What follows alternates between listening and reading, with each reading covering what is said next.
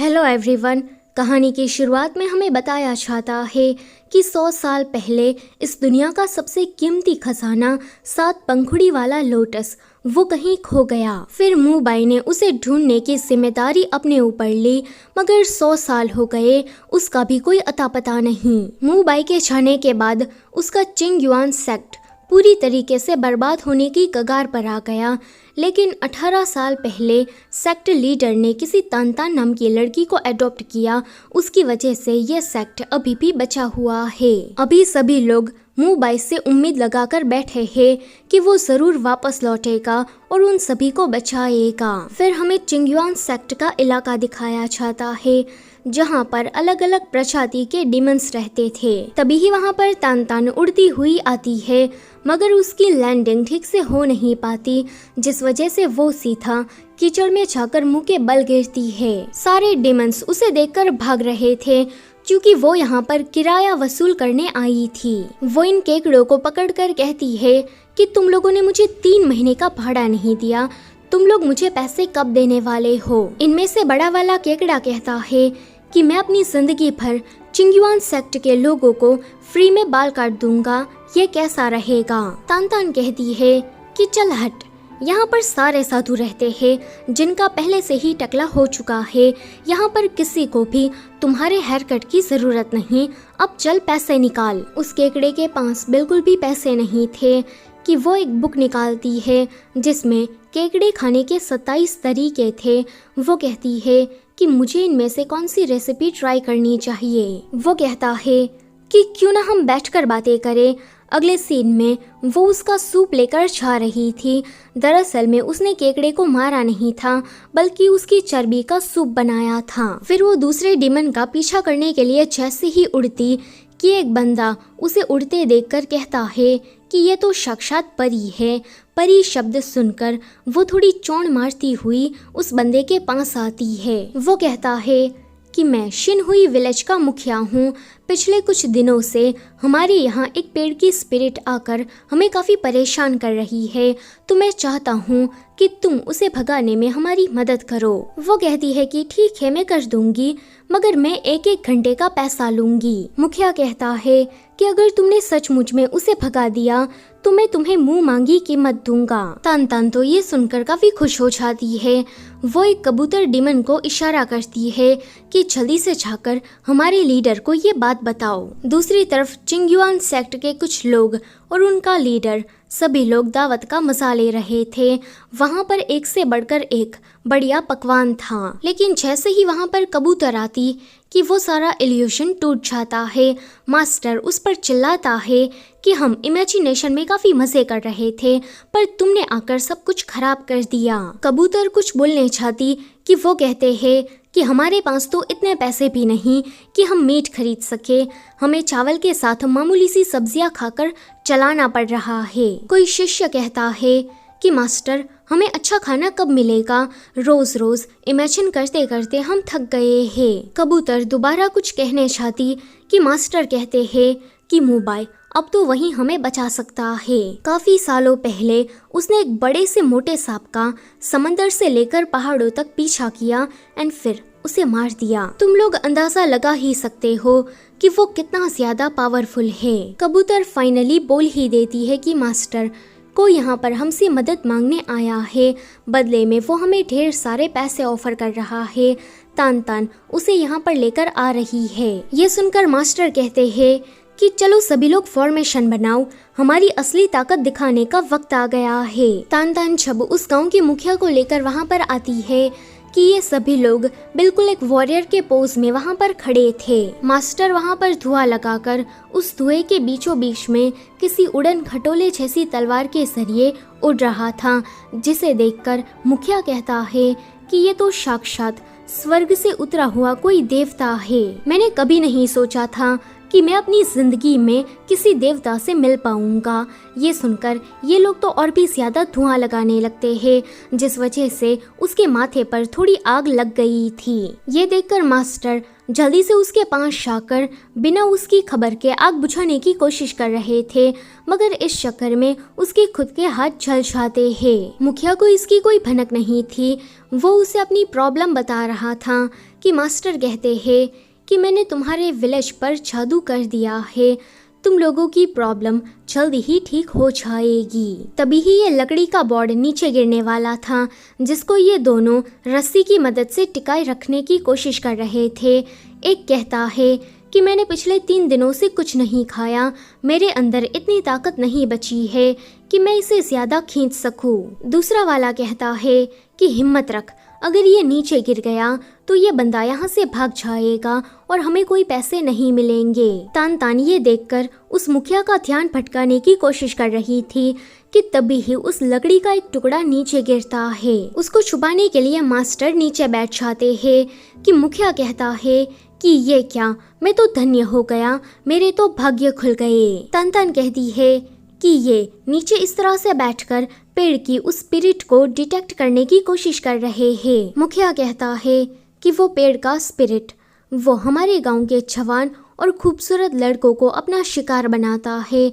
वो उनको डालियों की मदद से अपनी तरफ खींचकर लड़कियों के कपड़े पहनाकर मेकअप लगाकर उनको बाहर फेंक देता है। अगर तुम लोगों ने उस स्पिरिट को हमारे गांव से बाहर कर दिया तो मैं बदले में तुम्हें पैसे दूंगा।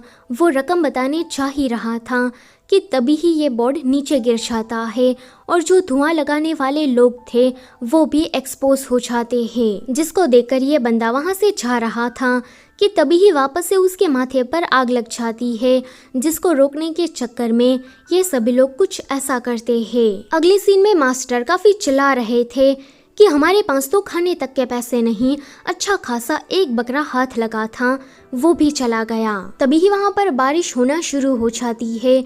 ये देखकर वो ढेर सारे बर्तन नीचे लगा देते हैं क्योंकि छत से पानी टपक रहा था। वो कहते हैं कि हमारे चिंगयुआन सेक्ट में अगर वो 7 पंखुड़ी वाला लोटस गायब नहीं हुआ होता तो आज हम अमीरों की जिंदगी जी रहे होते। ये सारे इंसान हमेशा ही तियानी सेक्ट वाले लोगों के पास मदद मांगने चाहते हैं, जबकि हम तो उससे काफी सस्ते हैं। ये सब कुछ कहते हुए वो इन सारे बर्तनों को इधर उधर खिसका रहे थे। फिर वो कहते हैं कि मुंबाई तुम वापस कब आओगे, मुझे तुम्हारी काफी ज्यादा याद आ रही है। पता है मुंबाई दिखने में बहुत ही ज्यादा हैंडसम और अट्रैक्टिव था, जिसको देखने के लिए सारी इंसानी लड़कियां हमारे चिंगयुआन सेक्ट में आती थी और इसी वजह से हमारा धंधा भी चलता रहता था।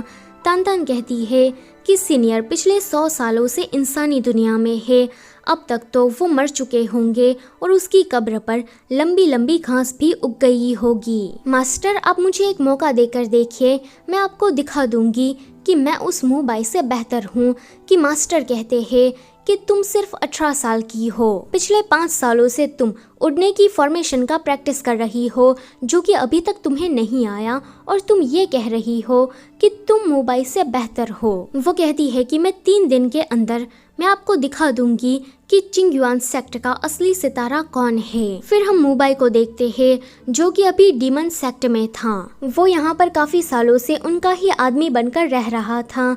अभी ये सभी लोग 7 पंखुड़ी वाले लोटस का सीट देखने जा रहे थे कि वो वहाँ पर फाइट शुरू कर देता है एंड फिर उस सीट को लेकर वहाँ से भाग जाता है। बाहर आने के बाद वो इस लोटस सीट को देखते हुए कहता है कि आखिर में मैंने इसे ढूंढ ही लिया, अब घर जाने की बारी आ गई है। ये सभी लोग डीमन लॉर्ड को बता रहे थे कि वो कल्टीवेटर हमारे साथ हमारा ही आदमी बनकर रहता आ रहा था और उसने हमारा लोटस सीड हमसे चुरा लिया। हम लोग उसके सामने जरा सा भी नहीं टिक पाए क्योंकि उसका कल्टीवेशन लेवल हमसे काफी ज्यादा ऊपर था। डीमन लॉर्ड कहता है कि वो पक्का मुंबाई सेनरेन होगा, उसके अलावा किसी में भी इतनी हिम्मत नहीं कि वो हमारे इलाके में आकर हमारी ही चीज को चुरा कर चला जाए। वहीं पर तान तान इंसानी दुनिया में किसी बड़े से कीड़े के ऊपर बैठकर आती है जो कि कबूतर का ही अंकल था। वो कहती है कि तुम दोनों अब यहाँ से जा सकते हो। इतना कहकर वो खुद पहाड़ को नीचे उतरकर इंसानी दुनिया में आती है, जहाँ पर किसी रेस्टोरेंट में वेटर उसे मेन्यू दिखा रहा था कि वो कहती है कि वाओ तुम कितने ज़्यादा हैंडसम हो। वो तो उसके मेकअप को देखती ही रह गई थी। वो बंदा कहता है कि हमारे गांव में लियू के घर पर एक पेड़ ने कब्जा कर लिया है, जो कि हम जैसे हैंडसम और जवान लड़के को अपने कब्जे में लेकर उनको मेकअप लगा देता है। मेरे साथ ऐसा ना हो जाए, इसलिए मैंने पहले ही अपने थोबड़े पर मेकअप लगा दिया। कि वो कहती है कि कोई नहीं, चलो तुम मुझे यहाँ की सबसे महंगी डिश खिलाओ। ये सुनकर वेटर उसे अलग अलग डिश के बारे में बता रहा था, जिसको सुनकर उसके मुंह में तो पानी आ जाता है। मगर दाम सुनने के बाद वो कहती है कि तुम मुझे यहाँ की सबसे सस्ती चीज़ ही खिला दो।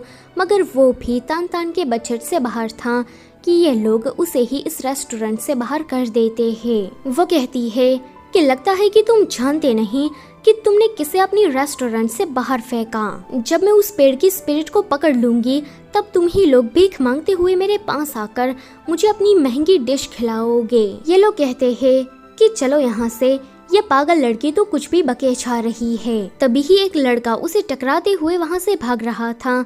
वो देखती है कि एक मोटी लड़की अपने बंदों के साथ मिलकर उस लड़के को पकड़ना चाहती है ताकि वो उसे शादी कर सके। मुबाई उसी रास्ते से गुजर रहा था कि ये मोटी लड़की उसे देखकर कहती है कि उस लड़की को जाने दो, अब मैं इसी से ही शादी करूंगी। तान तान ये देखकर जल्दी से मुबाई को बचाने आ जाती है कि तुम लोग तो दिन दहाड़े लड़के को हरेस कर रहे हो। वो अपनी तलवार घुमाकर पेड़ की पंखुड़ियों को नीचे गिराती है, जिसको देखकर ये सभी लोग डर के मारे वहाँ से भाग जाते हैं। तान तान को देखकर मुबाई को एक लड़की की याद आती है जो कि बिल्कुल इसी तरह से तलवार चलाती थी। अभी वो कहती है कि सीनियर, इस बार मैंने आपको हरा दिया। मुबाई को ऐसा लगता है कि शायद तान तान वही लड़की है, इसलिए वो उसके गले लग जाता है। अभी वो इतना ज्यादा इमोशनल था कि उसके माथे पर जो ये निशान लगा है वो भी चमक रहा था। तान तान उसे दूर धक्का मारकर कहती है कि एक तो मैंने तुम्हें बचाया और तुम हो कि मेरे साथ बदतमीजी कर रहे हो। इतना कहकर वो जा रही थी कि मुबाई कहता है कि मैं इस बार तुम्हें खुद को छोड़कर जाने नहीं दूंगा, तुम मुझे छोड़कर कहीं नहीं जा सकती। फिर वो सोचता है कि लगता है कि ये मुझे भूल गई है, कि तभी ही वो उसे अपना हाथ छुड़ाने के लिए तलवार का यूज़ करती है। वो कहता है कि देखो, तुम्हारी तलवार तो मुझे लग गई, अब तुम्हें मेरी रिस्पॉन्सिबिलिटी लेनी होगी। वो कहती है कि जरा मुझे दिखाओ तुम्हें कितनी चोट लगी। वो जैसे ही उसके हाथ को देखती कि सोचती है कि इसके अंदर तो कोई भी स्पिरिचुअल पावर नहीं है, जीरो कल्टीवेशन। वही मुबाई सोच रहा था कि मेरे कल्टीवेशन का लेवल इतना ज़्यादा हाई है कि ये मेरी पावर को महसूस ही नहीं कर पाएगी। वो कहता है कि क्या तुम्हारा मुझे टच करना ख़त्म हुआ? कि वो कहती है कि माफ़ करना, मैं शादी करके तुम्हारी रिस्पॉन्सिबिलिटी लेना चाहती हूँ। वो घूर कर उसे देखता है एंड कहता है कि ये कुछ ज़्यादा जल्दी नहीं हो जाएगा। वो कहती है कि अच्छा, हम लोग शादी नहीं करते, मैं तुम्हें एक कल्टीवेटर बनाऊंगी, अब से तुम मेरे शिष्य हो और मैं तुम्हारी मास्टर। वो कहता है कि ठीक है। फिर वो कहती है कि आज मैं इस गांव से उस पेड़ वाले स्पिरिट को भगाने जा रही हूँ। इतना कहकर वो बहुत ही ज़्यादा डेंगे मारने लगती है, मगर जैसे ही वो उस जगह पर जाती कि उसे अंदर ही अंदर में काफ़ी डर लगने लगता है। वो दरवाजे से जैसे ही उस पेड़ को देखने जाती कि वो जोर से हवा मारता है, जिसको देखकर वो डर के मारे मुबाई के पीछे आकर छुप जाती है। तभी ही वहाँ पर मुखिया दूसरे किसी सेक्ट के 2 बंदों को लेकर आता है। दूसरे सेक्ट के लोग तान तान को देखकर उसके सेक्ट का मजाक उड़ाने लगते हैं कि तुम लोग तो काफी ज्यादा गरीब और कमजोर हो, पता नहीं यहाँ आकर तुम लोग क्या साबित करना चाहते हो, तुम्हारी इतनी औकात नहीं कि तुम लोग उस स्पिरिट को हरा सको। कि वो कहती है कि तुम्हारे मुंह से काफी गंदी बांस आ रही है, तुम अपना मुंह बंद रखो। ये बंदा कहता है कि मुखिया ने खुद मुझे यहाँ पर बुलाया है, अब मैं तुम्हें दिखाता हूँ कि असली कल्टीवेटर किसे कहते हैं। इतना कहकर वो दोनों ही उड़कर पेड़ के पास अंदर चले जाते हैं, मगर थोड़ी ही देर में वो पेड़ उन लोगों को मेकअप लगाकर बाहर फेंक देता है, जिसको देखकर तान तान बहुत ही ज्यादा हंसती है एंड फिर कहती है कि अब मेरी बारी। फिर वो सोचती है कि मुझे तो उड़ना नहीं आता, इसलिए मुझे दीवार कूद कर ही अंदर जाना पड़ेगा। जब वो दीवार कूद कर अंदर आ रही थी कि मुबाई दरवाज़ा खोलकर अंदर आ जाता है। वो कहती है कि अच्छा, तो ये दरवाज़ा खुलता भी है। उसके बाद वो अपनी मैजिकल पावर की मदद से उस पेड़ की स्पिरिट को अपने कंट्रोल में लेने की कोशिश कर रही थी, पर बीच में ही वो अपना फॉर्मेशन भूल जाती है। वो कहती है कि मुझे ऐसे मौके पर ही चीज़ें याद क्यों नहीं आती। इसी मौके का फ़ायदा उठाकर वो पेड़ उसे अपनी डालियों में जकड़ लेता है। पेड़ के स्पिरिट का सिर बाहर निकलता है, जिसको देखकर मूबाई उसे अपनी मैजिकल पावर की मदद से वापस से अंदर धंसा देता है। तान तान नीचे गिरने वाली थी कि वो उसे भी बचाता है। फिर वो स्पिरिट अपने इंसानी रूप में आ गया था कि वो उसे पूछती है कि तुम इन सारे गांव वालों को इस तरह से परेशान क्यों कर रहे हो। वो बताता है कि मैं जिस सेक्टर से आता हूँ वहाँ पर सारे कल्टीवेटर मेरा मजाक उड़ाते हैं क्योंकि मैं ऐसा दिखता हूँ। मेडिकल फील्ड में मैंने महारत हासिल की है, मैं एक अच्छा डॉक्टर हूँ, मगर किसी ने भी वहाँ पर मेरा टैलेंट नहीं देखा, बल्कि मेरे चेहरे और मैं अजीब सा हूँ, इसको लेकर हमेशा ही वो लोग मजाक उड़ाते रहे। फिर मैं भी गुस्से में वो जगह छोड़कर इस गाँव में आ गया और हैंडसम लड़कों को अपना शिकार बनाकर उनको मेकअप लगाकर उन्हें परेशान करने लगा। तान तान कहती है कि अच्छा तो तुम एक डॉक्टर हो, ऐसा करो कि तुम मेरे सेक्टर में रहने आ जाओ, वहाँ पर तुम अपना टैलेंट सभी को दिखा सकते हो। वहाँ पर तुम्हारे चेहरे को लेकर तुम्हें कोई भी जज नहीं करेगा क्योंकि वहाँ पर सभी लोग तुम्हारी ही तरह रहते हैं। फिर वो सोचती है कि हमारे इलाके में तो काफ़ी सारी जड़ी बूटी पहाड़ों में उगती है, ये वहाँ आकर दवाइयाँ बनाता रहेगा और मैं उन दवाइयों को बेचकर पैसे कमाऊंगी। वो पेड़ इस चीज़ के लिए मान जाता है। अगले सीन में मुखिया तान तान को थैंक यू कह रहा था कि तुम्हारी वजह से मेरे शिनहुआई विलेज में बला टली। वो हाथों के इशारों से उसे पैसे मांगती है कि मुखिया कहता है कि मैं समझ गया। इतना बोलकर वो एक बड़ी सी चीज़ मंगवाता है, जिसको देखकर तान तान की तो आंखें पीली हो रही थी। लेकिन जैसे ही वो उसे ओपन करते कि वो तो मामूली सा बैनर था। वो कहते हैं कि तुमने यहाँ आकर इतना बड़ा काम किया तो ये तुम्हारी बहादुरी के लिए है। तान तान वापस से उसे कहती है कि मुझे ये कपड़े का टुकड़ा नहीं चाहिए, मुझे असली के पैसे, सोना चांदी या फिर जवेरात चाहिए। मुखिया उसकी बातों को समझ गया था, मगर फिर भी जानबूझकर अनजान बनने का नाटक करता है कि तुम ये चाहती हो कि हम तुम्हारे लिए नारे लगाए। इतना बोलकर वो सारे गांव वालों को नारे लगाने को बोल देता है ताकि वो पैसे वाली बात को रफा दफा कर सके। आगे ये तीनों लोग उस गांव से जा रहे थे। वो उस पेड़ से कहती है कि अगर तुम मेरे सेक्टर में नहीं आना चाहते तो कोई बात नहीं, मैं तुम्हें आज़ाद करती हूँ। कि वो कहता है कि नहीं नहीं, मुझे अपनी डॉक्टरी स्किल सचमुच में सभी को दिखानी है, मैं वाकई में तुम्हारे साथ आना चाहता हूँ। अगले सीन में ये तीनों किसी स्टॉल पर खाना खा रहे थे कि वो कहती है कि सुइचन तुम मेरे पहले शिष्य हो, मैं तुम्हें इतना ज़्यादा काबिल बना दूंगी, तुम्हारी इतनी ज़्यादा कड़ी ट्रेनिंग कराऊंगी कि तुम एक दिन उस मूबाई को हरा दोगे। वो कहता है कि क्या कहा मूबाई? वो कहती है कि हाँ, उस आदमी ने मेरा जीना हराम करके रखा है। पहले मैं मास्टर की फेवरेट हुआ करती थी, मगर अचानक से ही वो मूबाई का नाम जपने लगे। मैंने अपने सेक्ट के लिए इतने सालों से क्या कुछ नहीं किया, मगर मास्टर मेरी कभी भी तारीफ नहीं करते। उसकी ज़बान में तो बस एक ही नाम गूंजता है, मूबाई। अगर तुमने उसे हरा दिया तो फिर मैं पहले नंबर पर आ जाऊंगी। आगे ये तीनों चिंगयुआन सेक्ट में पहुंच गए थे, जहां पर तान तान मास्टर से कह रही थी कि मैंने इस पेड़ की स्पिरिट को पकड़ा, जिस वजह से मुझे ये बहादुरी का बैनर मिला है। वो उसे बैनर दिखा रही थी कि मास्टर कहते हैं कि मेरे प्यारे स्टूडेंट तुम वापस आ गए। तान तान तो मास्टर को गले लगाने के लिए अपनी बाहें खोल लेती है, मगर वो उसे साइड में खिसकाकर मूबाई को हक कर लेते हैं एंड कहते हैं कि शाओबाई तुम इतने दिनों से कहाँ पर थे, मैंने तुम्हें काफ़ी ज़्यादा मिस किया। फिर वो काफ़ी चौड़ मारते हुए कहते हैं कि हमारे इस चिंगयुआन सेक्ट को बचाने वाला मसीहा आखिर में आ गया है, हम लोग जल्दी ही अमीर बनने वाले हैं। तान तान कहती है कि अगर तुम मूबाई हो तो फिर तुमने झूठ क्यों बोला था कि मेरा नाम सुई चैन है। वो कहता है कि मेरा असली नाम सुई चैन है, मगर एज अ दाओइस्ट कल्टीवेटर सभी लोग मुझे मू बाई सेनरेन के नाम से जानते हैं। तुमने वहाँ पर बस मेरा नाम पूछा था, मेरा कल्टीवेटर वाला नाम नहीं, इसलिए मैंने सिर्फ और सिर्फ सुई चेन ही बताया कि ये सुनकर उसे एक बहुत ही बड़ा झटका लग जाता है कि ये 100 सालों से गायब था मगर अचानक से वापस क्यों आ गया एंड वापस आ गया तो फिर ये मुझसे क्यों टकराया। मास्टर मुबाई से कहते हैं कि माफ़ करना, ये अभी काफ़ी ज़्यादा छोटी है, नादान है, इसे समझ नहीं कि बड़ों से कैसे बातें करते हैं।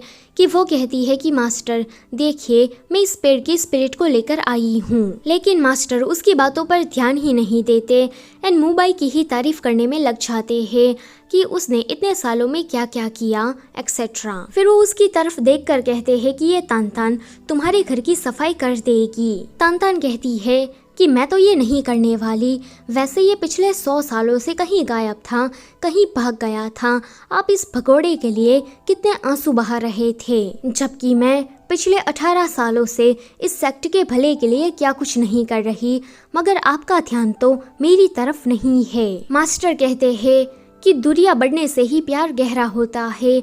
जब मुबाई यहाँ से गया था तब मैंने आंसू की नदियाँ बहा दी थी, पर जब तुम एक दिन के लिए यहाँ से गायब हुई तो मेरी आंखों में एक फूटी कौड़ी का आंसू तक नहीं आया। इतना बोलकर वो मुबाई के साथ बातें करते हुए वहाँ से चले जाते हैं।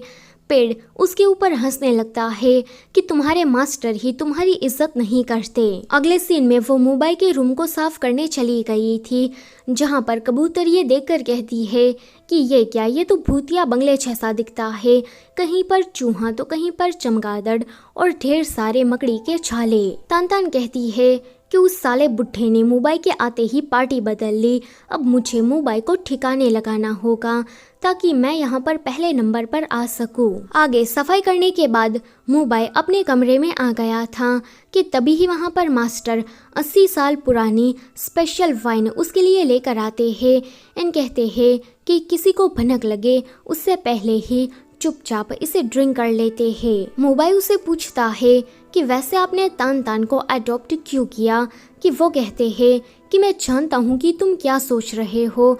तानतान बिल्कुल तुम्हारी लवर लियान वैन जैसी ही दिखती है, मगर तानतान वो नहीं है। 18 साल पहले तानतान जब मुझे मिली थी तब वो बिल्कुल एक छोटी बच्ची की तरह थी। लियान वैन की पर्सनालिटी इससे काफ़ी ज़्यादा अलग है।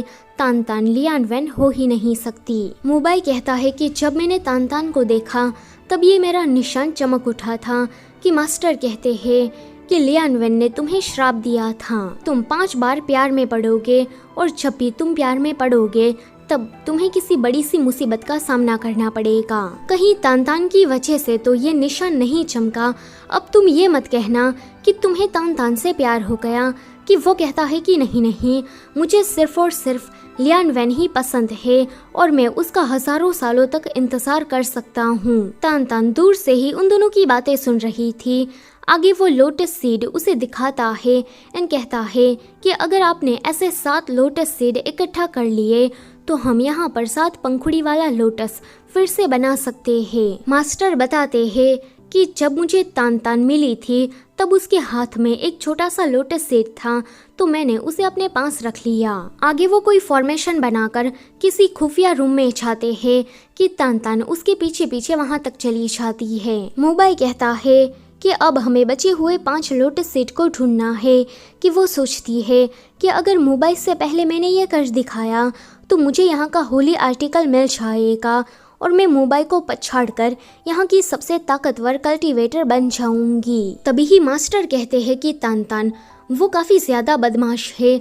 पिछले 5 सालों से वो उड़ने के फॉर्मेशन की प्रैक्टिस कर रही है, मगर अभी तक उसे वो आया नहीं। उसे बस छोटे छोटे जादू करना आता है और बड़ी बड़ी डिंगे मारना। तो मैं चाहता हूँ कि तुम उसके मास्टर बनकर उसे कल्टीवेशन सिखाओ। तानतान सोचती है कि ये बुढ़ा कहीं पर भी चुप नहीं रहता, इसने मुबाई के सामने मेरी बेइज्जती कर दी। आगे उन दोनों के जाने के बाद वो उस लोटस सीड को देखने आई थी। जैसे ही वो उसे टच करती कि उसे सपने में लियान वैन दिखाई देती है, जो कि अभी मुबाई से रोमांस कर रही थी। वो कहती है कि ये रसगुल्ला मेरे सपने में भी आ गया।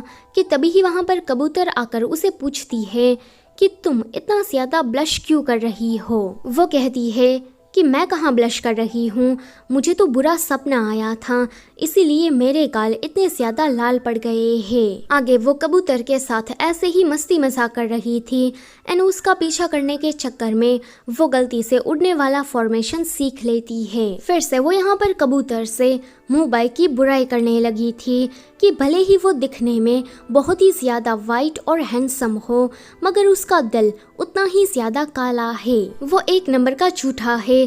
मास्टर के सामने मीठी मीठी बातें करके उसने मास्टर को अपनी तरफ कर लिया है। तभी ही वहाँ पर मुंबई आ जाता है। उसने वो सारी बातें सुन ली थी। वो कहता है कि तुम मेरे साथ चलो, मुझे तुम्हें कहीं पर लेकर जाना है। अगले सीन में ये लोग किसी तालाब के पास पहुंच गए थे, जहां पर मुंबई देखना चाहता था कि तान तान ही लियान वैन है या फिर नहीं। वो उसे अचानक से ही उसमें धक्का मार देता है और उसे डुबाने की कोशिश करता है कि वो जोर से चिल्लाती है कि क्या तुम यहाँ पर लाकर मुझे मारना चाहते हो। मुंबई का ध्यान तभी ही उसके बूब्स की तरफ जाता है कि वो उसे छुपाते हुए उसे गालियाँ देती है कि कमीना ठरकी कहीं का। वो सोचता है कि तान तान लियान वैन नहीं हो सकती, क्योंकि ये तालाब वाली जगह उसने ही ढूंढ निकाली थी और ये जगह उसकी फेवरेट भी थी। फिर वो तान तान से माफ़ी मांगने चाहता है कि मुझे कुछ कंफर्म करना था, इसलिए मैंने तुम्हें तालाब में धक्का दिया था, तुम्हें हर्ट करने का मेरा कोई भी इरादा नहीं था। लेकिन तान तान वो तो उसे बात ही नहीं करना चाहती थी, इसलिए दरवाज़ा नहीं खुलती।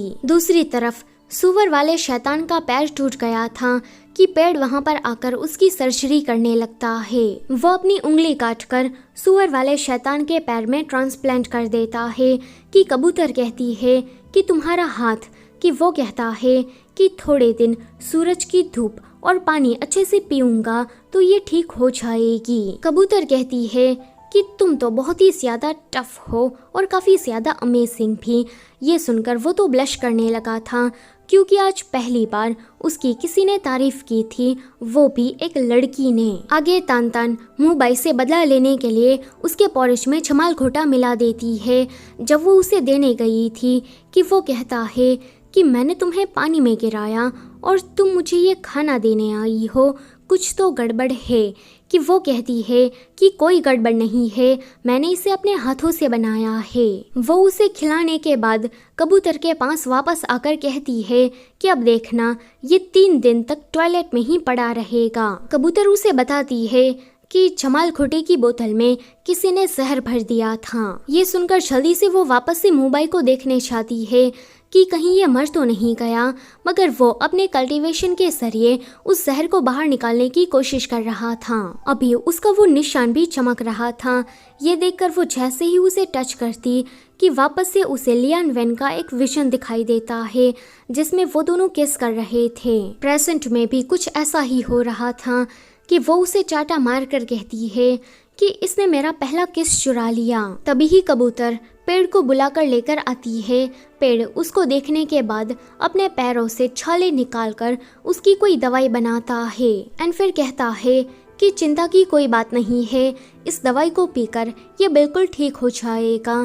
तान तान देखती है कि इसमें से तो काफ़ी ज़्यादा गंदी स्मेल आ रही है, बिल्कुल कचरे के डिब्बे जैसी, मगर फिर भी वो उस दवाई को मुंबई को पिला देती है। आगे वो वहीं पर ही उसका ध्यान रखने के लिए रुकी थी और उसे काफ़ी पछतावा भी हो रहा था कि मुझे इसके साथ ऐसा नहीं करना चाहिए था।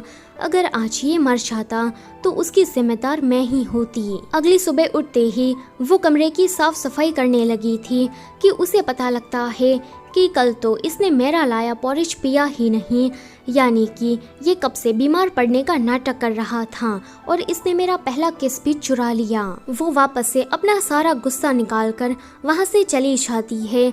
आगे तियानी सेक्ट के वो दोनों बंदे यहाँ पर आए थे एंड कह रहे थे कि ये चिंगयुआन सेक्ट, इसमें तो कुछ भी खास नहीं, ये जगह कितनी ज़्यादा गंदी है, हमारे तो टॉयलेट भी इससे काफ़ी ज़्यादा साफ सुथरे हैं। वैसे ये लोग यहाँ पर उस पेड़ की स्पिरिट को वापस लेने आए थे कि तानतान कहती है कि उसको मैंने पकड़ा था तो उस हिसाब से वो मेरा हुआ। तभी ही वहाँ पर मास्टर आकर कहते हैं कि आप लोग क्या लेना पसंद करेंगे, चाय, कॉफी या फिर ठंडे में कुछ। तानतान उसे इग्नोर करते हुए इन लोगों से कहती है कि क्या तुम लोग भूल गए कि उसने किस तरह से तुम लोगों को मेकअप लगाकर तुम्हें उस घर से बाहर फेंका था। ये दोनों कहते हैं कि इंसानी दुनिया में अब एक फॉक्स डीमन आ गया है जो कि वहाँ पर तहलका मचा रहा है। अगर तुमने उस फॉक्स डीमन को पकड़ लिया तो फिर तुम पेड़ को अपने पास रख सकती हो। वो सोचती है कि अगर मैंने फॉक्स डीमन जैसे एक बड़े से डीमन को पकड़ा तो फिर तो मैं काफी फेमस हो जाऊंगी, फिर तो सभी जगह मेरी ही चर्चे होंगे, इस मुंह बाई को कोई भी नहीं पूछेगा। इसलिए वो इन लोगों को हाँ कह देती है। मास्टर कहते हैं कि क्या तुम पागल हो, तुम तो आसानी से उनके झांसे में फंस गई। आखिर में हम उस फॉक्स डीमन को क्यों पकड़े जबकि हमें बदले में तो कोई पैसे नहीं मिलने वाले। आगे वो मुंबई के पास जाकर कहती है कि मैं इंसानी दुनिया में जाकर फॉक्स डीमन को पकड़ने वाली हूँ, तो क्या तुम मेरी मदद करोगे। पहले तो वो थोड़ा भाव खाता है मगर बाद में कहता है कि अगर मैंने फॉक्स डीमन को पकड़ने में मदद की तो बदले में तुम्हें मुझे कुछ देना होगा। वो कहती है कि बताओ तुम्हें क्या चाहिए। कि वो कहता है कि मैंने अभी तक कुछ सोचा नहीं। आगे ये लोग इंसानी दुनिया में पहुंच गए थे जहां बाजार में कुछ लड़के अपना टैलेंट और खूबसूरती दिखाकर लड़कियों को इम्प्रेस करने की कोशिश कर रहे थे ताकि वो उनको पसंद करके उनसे शादी कर ले और इनका घर संवर जाए। वो कहती है कि तुम स्टेज पर जाकर अपना छलवा सभी को दिखाओ ताकि तुम उस फॉक्स डीमन की नजरों में आ सको। मुंबई मना कर रहा था मगर ये जबरदस्ती उसे स्टेज पर चढ़ा देती है। उसे देखकर वहाँ खड़ी सारी लड़कियाँ कहने लगती है कि ये लड़का कितना ज्यादा हैंडसम है। कोई कहता है कि ओए चिकने, तुम्हारी स्पेशलिटी क्या है। ये सुनकर मुंबई जादू की मदद से ढेर सारी तितलियां बनाता है। वो कहती है कि कुछ अच्छा करो ना, लड़कियां इससे नहीं पटने वाली। मगर वो देखती है कि इन सारी बटरफ्लाई को देखकर वो सारी लड़कियां काफी पागल हो रही थी। तभी ही वहाँ पर इस सिटी का सबसे अमीर और हैंडसम लड़का चियू आता है, जिसे देखकर ये सारी लड़कियां मुंबई को छोड़कर उसके पास चली जाती है। तानतान कहती है कि तुम कुछ करो, कि वो और भी ज्यादा अपने छलवे दिखाने लगता है कि ये सारी लड़कियां वापस से मिस्टर बटरफ्लाई करती हुई वापस आ जाती है। चियू का ध्यान भी तानतान पर जाता है और वो तो उसे पहली ही नजर में पसंद करने लगता है। आगे ये दोनों उन सारी लड़कियों को चकमा देकर वहाँ से भागकर किसी होटल के सामने आ जाते हैं जहाँ पर लोगों की काफी लंबी लाइन लगी थी। कोई कहता है कि इस होटल में काफ़ी बढ़िया तंदूरी चिकन मिलता है जिसको खाने के लिए ही इतने सारे लोग आए हैं। ये सुनकर ये दोनों ही सोचते हैं कि फिर तो हमें भी यहाँ का तंदूरी चिकन एक बार ट्राई करना चाहिए। कि तभी ही वहाँ पर इस होटल की मालकिन मैंग आ जाती है। वो दिखने में बहुत ही ज़्यादा खूबसूरत थी। उसे देखकर वहाँ खड़े सारे लोग ज़ोर ज़ोर से चिल्लाने लगते हैं क्योंकि वो इन सभी की आइडल थी। वो अपने एक ही इशारे से इन सभी को चुप करा देती है। मैंग का ध्यान मुंबई पर जाता है जो कि दिखने में काफ़ी हैंडसम था, इसलिए वो उसे फटाक से अंदर बुला लेती है कि तुम लोगों की एंट्री मैं पहले करती हूँ। आगे जब ये यहाँ का स्पेशल तंदूरी चिकन ट्राई करते हैं कि एक निवाला लेते ही इसे बाहर फेंक देते हैं कि ये तो बहुत ही ज्यादा गंदा बना है। तानतान कहती है कि ये बाहर से ही दिखने में अच्छा और टेम्पटिंग था, बाकी इसका स्वाद वो काफ़ी घटिया है। कि सारे फैंस कहने लगते हैं कि लगता है कि ये गांव की गवार है, इसे खाने के बारे में कुछ भी नहीं पता। वो लोग उस पर काफ़ी भड़क रहे थे। ये देखकर वो जल्दी से मैंग के पास जाकर उसे पूछती है कि वो बताती है कि अगर तुम यहाँ पर सेलिब्रिटी हो फिर चाहे तुम कितनी भी घटिया चीज़ को क्यों ना बेचो, लोग उसे बड़े चाव से खरीदेंगे और उसे खाएंगे भी। तुम जानती हो कि मेरी होटल के आगे इतनी बड़ी लाइन क्यों लगती है, इसीलिए नहीं क्योंकि उनको यहाँ का स्पेशल तंदूरी चिकन खाना है, बल्कि इसीलिए क्योंकि उन सभी को मुझसे मिलना है, मेरा ऑटोग्राफ चाहिए। इसीलिए ये पैसे कमाने का सबसे आसान तरीका है। फिर वो मुंबई को देखकर कहती है कि तुम तो बिल्कुल एक सेलिब्रिटी की तरह लग रहे हो। अगर तुम कहो तो मैं अपनी ही तरह तुम्हें एक आइडल बना सकती हूँ। फिर हम दोनों मिलकर ढेर सारे पैसे कमाएंगे। कि वो मना कर देता है। वहीं तानतान, उसे तो ये चीज़ बहुत ही ज़्यादा ऑफुल लग रही थी। आगे ये दोनों मैंग के ही होटल में कमरा लेकर रुके थे कि वहाँ पर चूहे वाला शैतान आकर मोबाई को किडनैप करके ले जाता है। तानतान ये देखकर उसका पीछा करती है। ये बंदा उसे किसी गड्ढे में लेकर गिर गया था कि वो भी उसके पीछे पीछे वहाँ पर चली जाती है। ये उस चूहे वाले शैतान की गुफा है जहाँ टेबल पर 2 प्रकार के बीज रखे थे। तानतान उनमें से जैसे ही एक खाती कि वो एकदम से बड़ी हो जाती है। वो इस गुफा में भी फिट नहीं हो पा रही थी। उसे लगता है कि शायद ये दूसरे वाला बीज खाने पर मैं वापस से नॉर्मल हो जाऊंगी, मगर उसे खाते ही वो और भी ज्यादा श्रिंक हो जाती है। मोबाई वहीं से ही गुजर रहा था कि वो उसके पास से मदद मांगती है कि मुझे वापस से पहले जैसा कर दो। मोबाई उसे देखकर उसका काफी मजाक उड़ाता है कि तुम तो बिल्कुल एक छछूंदर की तरह लग रही हो। मुझे तुम्हें ठीक करने वाला जादू नहीं आता। तुम्हारे ऊपर फॉक्स डीमन के जादू का असर है। अब तुम्हें पूरी जिंदगी ऐसे ही रहना होगा। ये सुनकर तो तानतान काफी पैनिक हो जाती है।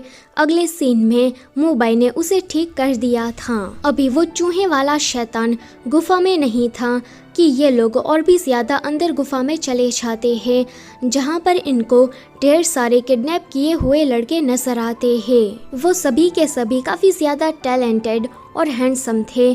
तानतान इनको देखकर कहती है कि चलो यहाँ से भाग चलते हैं, मैं यहाँ पर तुम्हें बचाने आई हूँ। लेकिन कोई भी उसकी बातों पर ध्यान नहीं देता एंड अपने अपने काम में लगा रहता है। यहाँ पर कोई उस चूहे वाले शैतान को इम्प्रेस करने के लिए बिस्किट बना रहा था, तो कोई वुडन क्राफ्ट। तानतान और मोबाई को ये समझ में नहीं आता कि अगर उस फॉक्स डीमन ने इन सभी को किडनैप करके यहाँ गुफा में रखा है तो फिर ये सभी लोग उसे इम्प्रेस क्यों करना चाहते हैं। तभी ही इनके सामने चियू आता है, इस सिटी का सबसे अमीर और हैंडसम लड़का। वो यहाँ पर इन दोनों को खुद से इंट्रोड्यूस करवाता है एंड फिर कहता है कि मैं भी उस फॉक्स डीमन का शिकार हो गया। तभी ही वहाँ पर इन सभी के लिए खाना आ जाता है। इतने ज्यादा लजीज खाने को देखकर तानतान कहती है कि शायद इसी वजह से ये सभी लोग यहाँ से जाना नहीं चाहते। वो मीट को देखकर उस पर टूट पड़ी थी कि मैंने काफी दिनों से इसे नहीं खाया। कि ये सुनकर ये दोनों ही लड़के अपना अपना मीट उसे दे रहे थे। तानतान चियू का मीट ले लेती है। ये देखकर मोबाई जेलस हो गया था।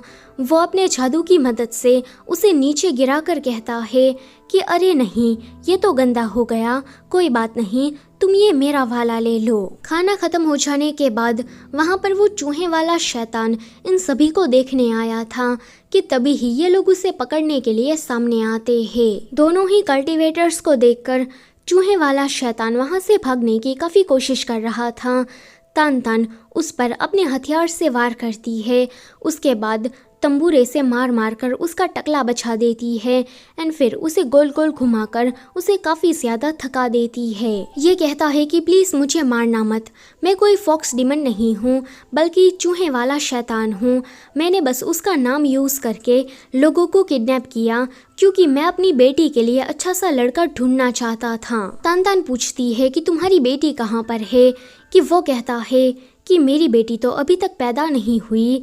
ये सुनकर ये दोनों ही काफ़ी शॉक्ड होते हैं।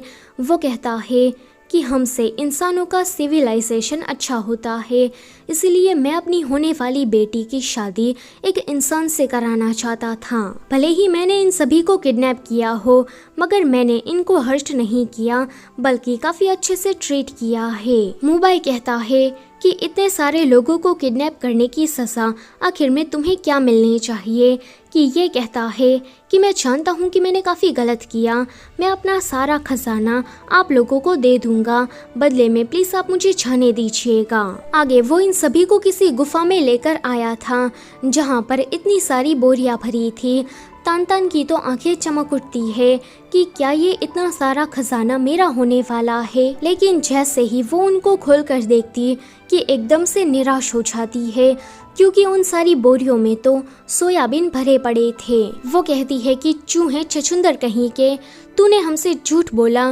वो कहता है कि मैंने कोई झूठ नहीं बोला, ये हमारा सदियों से चलता हुआ पुश्तैनी खजाना है। मोबाई कहता है कि इसने कोई झूठ नहीं बोला, आखिर में एक चूहे के लिए उसका अनाज ही उसका खजाना होता है। अगले सीन में उन लोगों ने उसका पुश्तैनी खजाना तो नहीं लिया था, मगर उन सारे लड़कों को छुड़ा लिया था। वो सारे लड़के तान तान को थैंक यू कहने की जगह पर ये कह रहे थे कि तुमने हमारी ऐशो आराम वाली जिंदगी हमसे छीन ली। एक तो ये तक कह देता है कि तुम्हारी वजह से एक खूबसूरत फॉक्स डेमन के साथ मेरी शादी होते होते रह गई। तान तान उसे समझाने की कोशिश करती है कि मैंने कहा तो था कि वो कोई फॉक्स डेमन नहीं था, बल्कि चूहे वाला शैतान था, मगर ये लोग हैं कि उसकी बात सुनते ही नहीं एंड कहते हैं कि अब हमें फिर से काम करके पैसे कमाने पड़ेंगे। फिर जब ये दोनों अपने अपने रास्ते छा रहे थे कि चियू वहाँ पर आ जाता है कि आप लोग मुझे भी अपने साथ ले जाइए, क्योंकि इस जंगल में मुझे अकेले में जाने में डर लग रहा है। मोबाई तो फटाक से मना करता है कि हम दोनों के रास्ते काफ़ी अलग अलग हैं, इसलिए हम तुम्हें अपने साथ नहीं ले जा सकते। मगर तान तान कहती है कि कोई बात नहीं, अगर तुम्हें डर लग रहा है तो तुम हमारे साथ आ सकते हो, मैं तुम्हें प्रोटेक्ट करूंगी। चियू का पूरा नाम चियू बाई था, इसलिए वो कहती है कि अब से मैं तुम्हें शाओबाई कह के बुलाऊंगी, मगर ये तो मोबाई का भी निकनेम था, इसलिए कहती है कि अब से मैं तुम्हें अच्छू कह के बुलाऊंगी। जब भी मुझे छींक आएगी तो मैं तुम्हें याद करूंगी। ये सुनकर मोबाई जेलस हो गया था, इसलिए वो कोई जादू करता है जिससे चियू पूरे रास्ते में बस छींक मारते हुए आता है। अगले सीन में ये तीनों लोग वापस से मैंकी होटल में आ गए थे, जहाँ पर इनको तियानी सेक्ट के वो दोनों बंदे मिलते हैं। तान तान उन लोगों को बता देती है कि यहाँ पर कोई फॉक्स डीमन नहीं है, वो चूहे वाला शैतान उसका नाम लेकर ये सारे काम कर रहा था। ये लोग कहते हैं कि तुम्हें क्या लगता है, तुम्हारी इस मनगढ़ंत कहानी पर हम लोग यकीन कर लेंगे। जल्दी से उस फॉक्स डीमन को ढूंढ निकालो, वरना हम सभी को बता देंगे कि तुम चिंग युआन सेक्ट वाले लोग कितने ज्यादा झूठे हो, फिर सभी लोग तुम्हारा काफी मजाक उड़ाएंगे।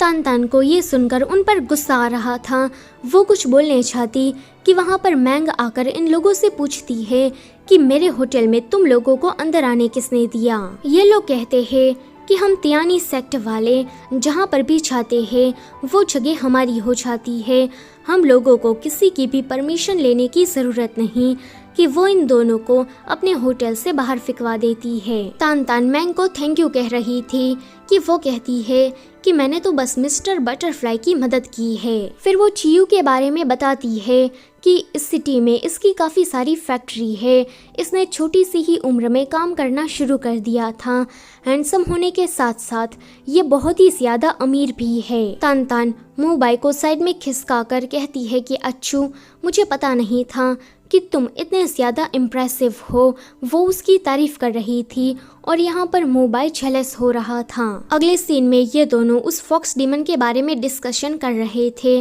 कि क्या हमें उसे पकड़ना चाहिए, मगर वो हमें कहाँ पर मिलेगा। तभी ही वहाँ पर चियू ढेर सारा महंगा खाना लेकर आ जाता है, जिसे देखकर मोबाई कहता है कि इसकी कोई ज़रूरत नहीं थी, तुम इसे वापस ले जा सकते हो। मगर तान तान तो खाना खाने बैठ गई थी। वो कहती है कि मैंने आज से पहले अपनी जिंदगी में इतना बढ़िया खाना कभी नहीं खाया। चियू उसके बाजू में बैठकर उसे खाते हुए देख रहा था एंड फिर कहता है कि तुम बहुत ही ज्यादा क्यूट हो। मोबाई कहता है कि तुम हमें यहाँ पर खाना देने ही आए थे ना, तो अब तुम यहाँ से जा सकते हो।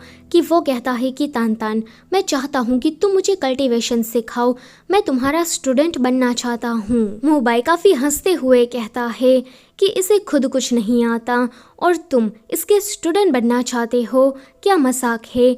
कि वो कहती है कि रसगुल्ले, तू अपना मुंह बंद रख, आखिर में ऐसा कोई तो है जिसने मेरे असली टैलेंट को पहचान लिया। वो फटाक से उसे हाँ कह देती है कि मोबाई उसे धक्के मार कर बाहर कर देता है कि तुम जाकर अपने रूम में सो जाओ, काफ़ी ज़्यादा रात हो गई है। वो कहती है कि बताओ तुमने ऐसा क्यों किया। कि वो कहता है कि मुझे वो लड़का कुछ ठीक नहीं लगा। तान तान कहती है कि चियो तुमसे ज़्यादा क्यूट है, उसकी पर्सनालिटी भी तुमसे काफ़ी अच्छी है, तो बताओ तुम्हें उसमें क्या ठीक नहीं लगा कि वो कहता है कि सब कुछ। आगे वो आधी रात में ही चियो से मिलने गया था, जहाँ पर वो उसे कह रहा था कि क्या तुम सचमुच में कल्टीवेशन सीखना चाहते हो या फिर तुम्हारे कोई और इरादे हैं। चियो कहता है कि मैं तान तान को पसंद करता हूँ, इसलिए उसके साथ रहने के लिए मैंने कल्टीवेशन सीखने का झूठ बोल दिया।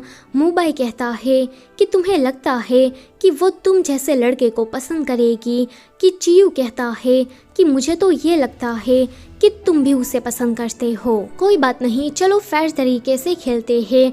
तान तान ने आखिर में जिसे पसंद किया वही ये गेम जीत जाएगा और दूसरा वाला गिव अप कर देगा। तान तान दूर खड़ी रहकर कहती है कि क्या ये रसगुल्ला मेरे नए स्टूडेंट को मुझसे चुराने की कोशिश कर रहा है। अगले दिन चूहे वाले शैतान ने जितने भी लड़कों को किडनैप किया था वो सारे रास्ते पर आकर प्रोटेस्ट कर रहे थे कि हमें उसके घर पर वापस जाना है।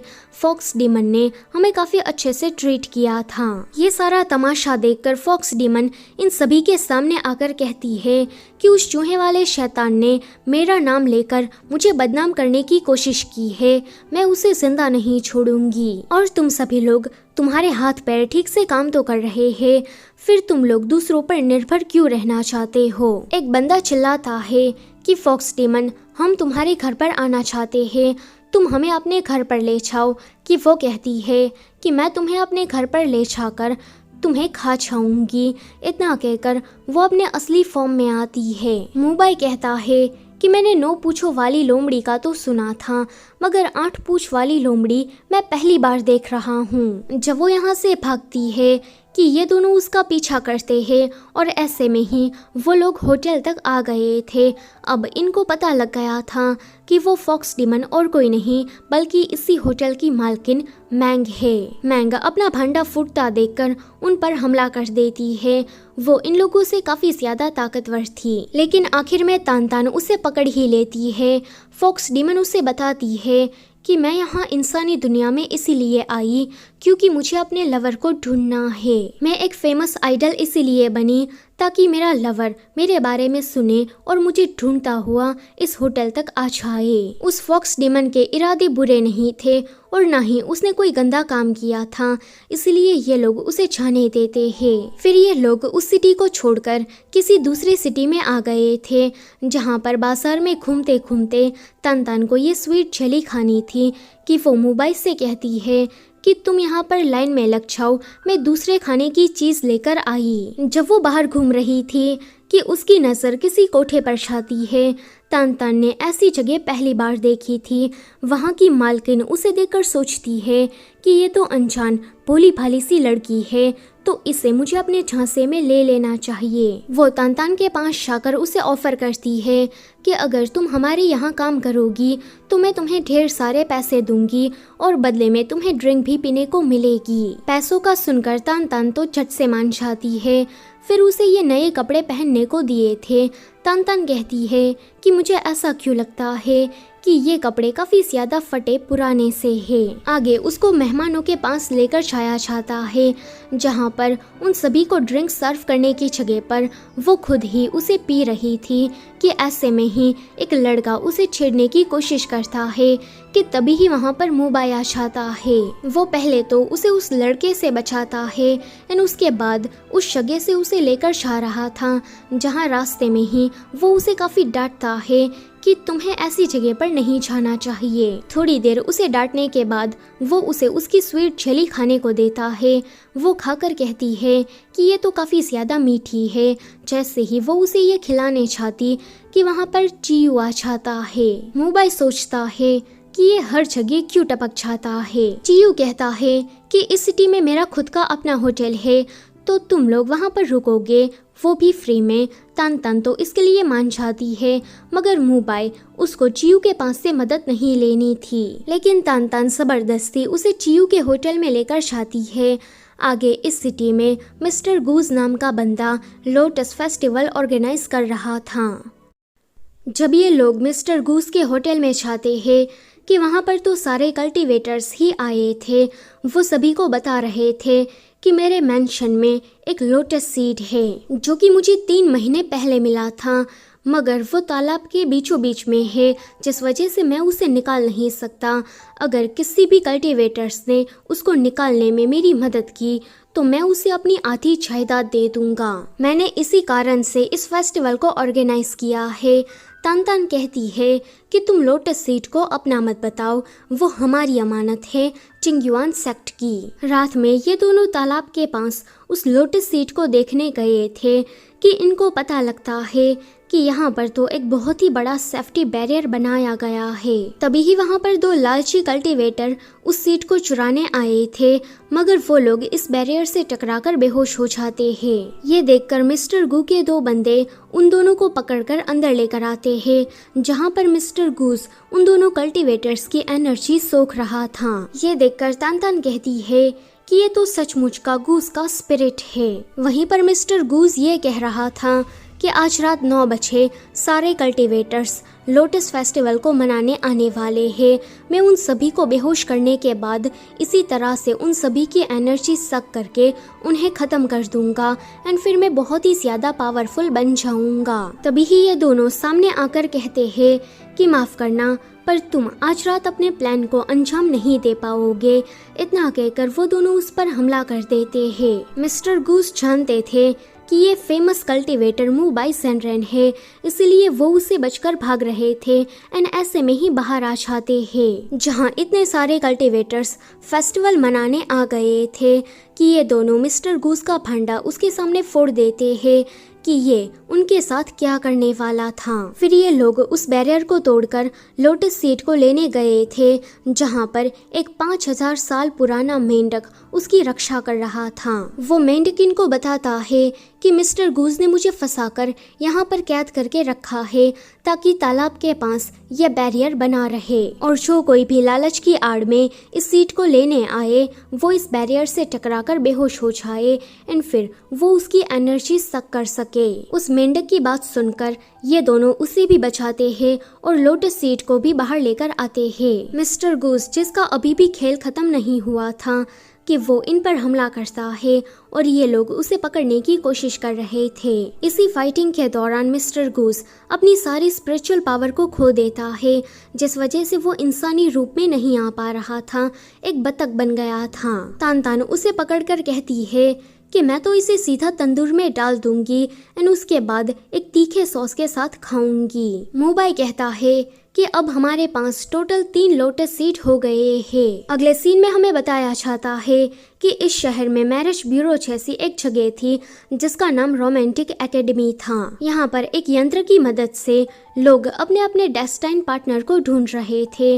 मोबाई को इसी जगह से लोटस सीड की स्मेल आती है कि वो लोग वहाँ पर पहुँच जाते हैं। सभी लोग अपने अपने डेस्टाइन पार्टनर को ढूंढने के लिए वहाँ पर रजिस्ट्रेशन करा रहे थे कि ये तीनों भी ऐसा ही कर देते हैं ताकि इस जगह पर रहकर वो लोग लोटस सीड का पता लगा सके। आगे इन सभी को रोमांटिक एकेडमी वाले कहते हैं कि तुम सभी को हमें अपनी अपनी लव स्टोरी सुनानी होगी ताकि हमें पता लग सके कि तुम लोगों को प्यार के बारे में कितना पता है। सबसे पहले चियो की बारी आती है। वो कहता है कि मैं किसी को पसंद करता हूँ मगर उसे ये बात पता नहीं, वो तो बस मुझे अपना अच्छा दोस्त मानती है। ये रोमांटिक एकेडमी वाले कहते हैं कि ये तो काफ़ी बोरिंग है। नेक्स्ट आगे मोबाई अपनी कहानी सुनाता है कि उसे प्रैक्टिस के दौरान ही अपनी जूनियर से प्यार हो गया था, मगर शादी वाले दिन ही उसकी जूनियर ने बताया कि वो कोई कल्टीवेटर नहीं है बल्कि एक स्पिरिट है। अब इन लोगों की दुनिया में कल्टीवेटर और स्पिरिट के बीच में आपस में दुश्मनी है, वो लोग एक दूसरे से प्यार नहीं कर सकते। उस लड़की ने ये कहा कि हमारी दुनिया काफ़ी अलग है एंड शादी वाले दिन ही वो मुझसे ब्रेकअप करके चली गई एंड फिर उसकी मौत हो गई। ये लोग कहते हैं कि ऐसी कहानियाँ तो हमने काफ़ी बार सुनी है। आगे तानतान की बारी थी। वो बताती है कि मैं बचपन से ही उसके साथ रहती थी, हम दोनों साथ में खेलते थे, एक दूसरे के साथ सोते थे और नहाते भी थे। ये सुनकर सभी की आंखें काफी चौड़ी हो जाती है कि क्या कहा, साथ में नहाते भी थे। आगे तानतान अपनी कहानी कंटिन्यू करती है कि मुझे हमेशा से ही लगता था कि मैंने आज तक जितने भी लड़के देखे उनमें से ये सबसे ज्यादा क्यूट है। अगर वो मेरे बचपन में मेरे साथ नहीं होता तो मैं काफी ज्यादा बोर हो जाती। ये लोग कहते हैं कि तुम्हारी कहानी इतनी ज्यादा इम्प्रेसिव भी नहीं।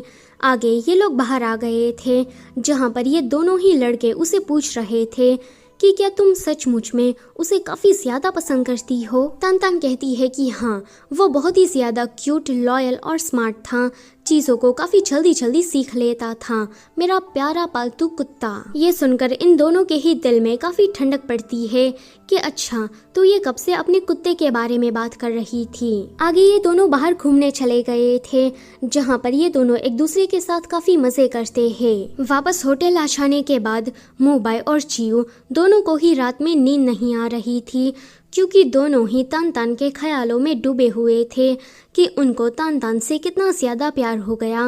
वहीं तान वो तो घोड़े बेचकर सो रही थी। अगले दिन फॉक्स डीमन यहाँ पर एज अ लव गुरु बनकर आ जाती है। वो बताती है कि वो यहाँ पर काम करने ही आई है, मगर उसका असली मकसद तो लोटस सीड को चुराना था। फॉक्स डीमन के वहाँ से जाने के बाद ये लोग वहीं पर ही थे कि वहाँ पर रोमांटिक एकेडमी वाले आते हैं, जिनका पीछा करने के दौरान इनको पता लगता है कि लोटस सीड को तो इन लोगों ने एक बड़े से खजाने के रूम में काफी सेफ्टी के साथ छुपा कर रखा है। अगले दिन मोबाई काफी प्लानिंग के साथ उस लोटस सीड को चुराने अकेले ही गया था, मगर वो तो गायब था क्योंकि फॉक्स डीमन उसको पहले से ही लेकर जा चुकी थी। वहीं तान रोमांटिक एकेडमी के चीफ के पास आकर उसे पूछती है कि मेरा डेस्टाइन पार्टनर कौन है।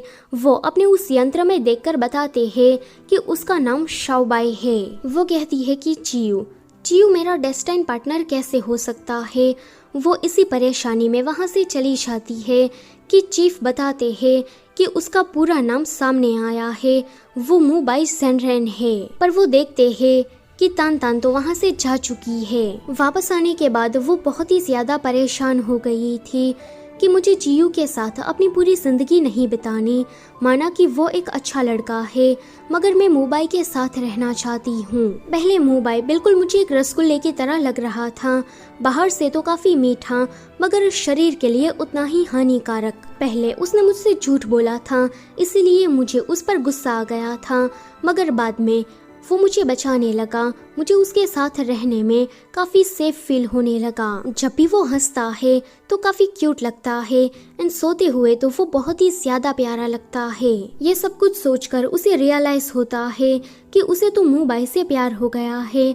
वो जल्दी से कबूतर को विसल बचाकर यहाँ पर बुलाती है। वो अपनी परेशानी उसे बताकर कहती है कि अगर मुझे मोबाई से प्यार हो गया तो फिर मेरी शादी चियो से क्यों होने जा रही है। तान अपना दुखड़ा सुनाने में लगी थी कि कबूतर उसे बताती है कि उसे पेड़ की स्पिरिट से प्यार हो गया। जब भी वो दूसरे लोगों का इलाज करने चाहता कि वो उसके पीछे पीछे जाती और उसे इस तरह से काम करते देख कबूतर को वो पसंद आ गया और उन दोनों में फीलिंग्स डेवलप हो गई। आगे मोबाई इनको बता देता है कि लोटस सीड को तो फॉक्स डीमन ने चुरा लिया, अब वो लोग उसे ढूंढने जा रहे थे। जंगल के बीचों बीच में ये लोग किसी होटल में खाना खाने रुके थे कि वहाँ पर इन पर डाकुओं का हमला हो जाता है। लड़ाई के दौरान ही उन सारे डाकुओं ने मोबाई को किसी बड़े से मैजिकल घंटे में बंद कर दिया था। तान अपनी स्पिरिचुअल पावर से उस घंटे को ऊपर उठाने की कोशिश कर रही थी कि कोई डाकू उसे वहाँ पर धक्का मार देता है,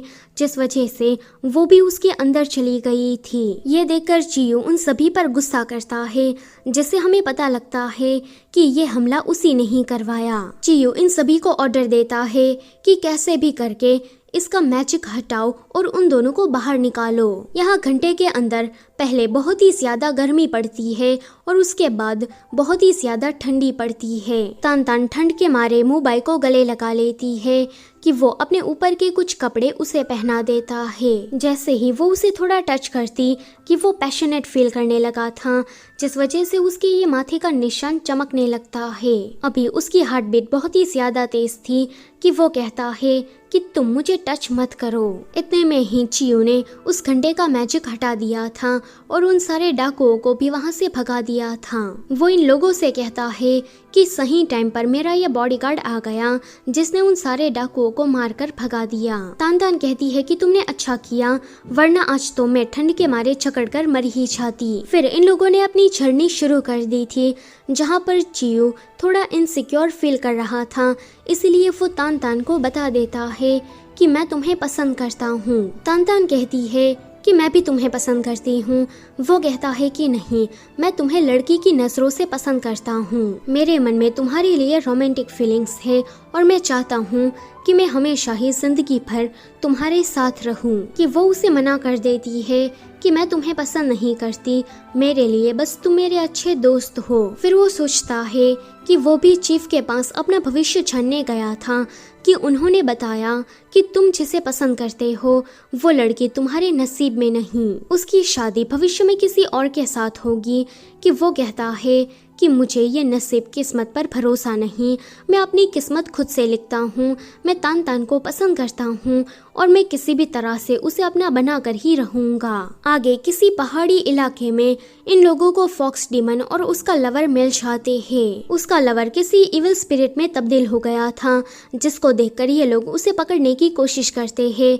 कि फॉक्स डीमन बीच में आकर कहती है कि प्लीज आप लोग इसे मारिएगा मत। फिर वो तान तान से रिक्वेस्ट करती है कि मैंने इस लोटस सीड को इसीलिए चुराया ताकि मैं अपने लवर को ठीक कर सकूं, तो क्या तुम लोग इसमें मेरी मदद करोगे। मुबाई कहता है कि हम लोग ये कर तो देंगे, मगर उस इविल स्पिरिट के जाने के बाद ये बूढ़ा होकर मर भी सकता है, क्या तुम ये रिस्क लेने के लिए तैयार हो। उसका लवर इविल स्पिरिट बनने के बाद आम लोगों को काफ़ी परेशान कर रहा था।